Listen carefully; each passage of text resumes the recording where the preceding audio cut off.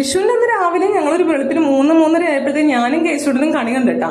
അത് കഴിഞ്ഞതിന് ശേഷം കണി കണ്ടതിന് ശേഷമാണ് നമ്മുടെ അടുത്ത ആചാരമാണല്ലോ വിഷു കൈനീട്ടം മേടിക്കല്. ആദ്യം എനിക്കാണ് കിട്ടിയത്. ഞാൻ എന്റെ പൈസ എന്റെ പോക്കറ്റിൽ ഇട്ടപ്പോഴത്തേക്ക് അവൻ കൊണ്ടുപോയി അവന് കിട്ടിയ പൈസ അവന്റെ കുടുക്കയിൽ കൊണ്ടിട്ടെ. കേശുടന് എന്ത് ചില്ലറ പൈസ കിട്ടിയാലും ഓടിക്കൊണ്ടുപോയി കുടുക്കയിൽ നിക്ഷേപിക്കും കേട്ടോ. അത് കഴിഞ്ഞതിന് ശേഷം ഇവർ രണ്ടുപേരും കൂടെ കണിയിൽ എന്തൊക്കെ വെച്ചതെന്ന് നോക്കൊണ്ടിരിക്കുവാണേ. പിന്നെ ഇനി കിടന്നിട്ട് കാര്യമില്ലല്ലോ എന്ന് ഓർത്ത് ഞങ്ങൾ അമ്പലത്തിൽ പോവാന്ന് വിചാരിച്ച്. അങ്ങനെ അമ്പലത്തിൽ പോകാനായിട്ട് അവിടെ ചെന്നപ്പോഴത്തേക്കും എന്റെ പൊന്നി മുട്ടൻ ക്യൂ ആയിരുന്നേ. കുറെ നേരം ക്യൂവിൽ നിന്ന് രക്ഷപ്പെട്ട് പിന്നെ ഞങ്ങൾ ഭഗവാനെ തൊഴുത് അതിനുശേഷം ഫുഡിന്റെ ക്യൂവിൽ നിന്ന് ഫുഡും മേടിച്ച് കഴിച്ചിട്ടാട്ടോ നേരെ പോകുന്നത് വീട്ടിലേക്ക്. വീട്ടിൽ എത്തി കുറച്ചു നേരം കഴിഞ്ഞപ്പോഴത്തേക്കും നമ്മുടെ ചേച്ചിയൊക്കെ വന്നിട്ടുണ്ടായിരുന്നേ. ചേച്ചിക്കൊക്കെ ഇന്ന് അവിടെ മലയങ്കീഴ് അമ്പലത്തിൽ വെച്ചിട്ട് ഒരു തിരുവാതിര ഉണ്ടായിരുന്നു കേട്ടോ വിഷുവിന്റെ ഭാഗമായിട്ട്. അതുകൊണ്ട് അവർ വന്നപ്പോഴത്തേക്ക് ഒരു ഇച്ചിരി ലേറ്റ് ആയി പോയി, ഉച്ചയോളം ആയിട്ടാ. അതിനിടയിൽ ഞാൻ എന്റെ പണികളൊക്കെ തീർത്ത് വെച്ചിട്ടുണ്ടായിരുന്നു. അത് കാരണം കുറച്ചു നേരം അവരുടെ അടുത്ത് സംസാരിച്ചോണ്ടിരിക്കുവായിരുന്നു കേട്ടോ.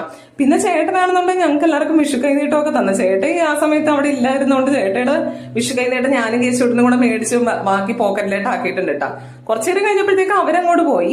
വൈകുന്നേരം ആയപ്പോഴത്തേക്കും അടുത്ത് നമ്മുടെ പരിപാടി വിഷുക്കണി ഇളക്കുക എന്നുള്ളതാണല്ലോ. ഇവർ ഈ വിഷുക്കണിയൊക്കെ ഇളക്കിയതിന് ശേഷം ഈ കവറിലായിട്ട് ഇടുന്നതിന് ഒരു കാര്യമുണ്ട്. പിന്നെ ഞങ്ങൾ പോയി നമ്മുടെ ചേച്ചിയുടെ വീട്ടിട്ട് തന്നെ അവിടെ ചെന്നപ്പോ നമ്മുടെ സോനും അവന്റെ കണിയൊക്കെ ഇളക്കി കൊണ്ടുപോകണം അടുക്കളയിട്ട്. അത് കണ്ടുകൊണ്ട് നിന്നപ്പോഴത്തേക്ക് അമ്മയാണെന്നുണ്ടെങ്കിൽ പെട്ടെന്ന് തന്നെ ഞങ്ങൾക്ക് കൈനീട്ടമൊക്കെ തന്നിട്ടാ. കേശുടൻ അവന്റെ കൈനീട്ടം പെട്ടെന്ന് എനിക്ക് തന്നെ തന്നിട്ട് എടുത്ത് വെച്ചോളാൻ പറഞ്ഞ്. പിന്നെ നമ്മുടെ സോനു അവന്റെ പരിപാടി തുടങ്ങി. ഇതെന്താ സംഗതി എന്ന് വെച്ചാൽ മിക്ക വിഷുവിനും ഞങ്ങൾ ഇങ്ങനെയാട്ടാ.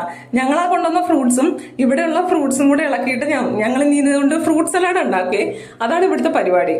സോനു അതെല്ലാം ഒഴുക്കിക്കൊണ്ടിരിക്കുമ്പോഴത്തേക്കും അമ്മ എന്റെ അടുത്ത് പറയാറുണ്ട് ബാക്കിയുള്ള ഫ്രൂട്ട്സ് ഒക്കെ അരിഞ്ഞെടുക്കാനായിട്ട്.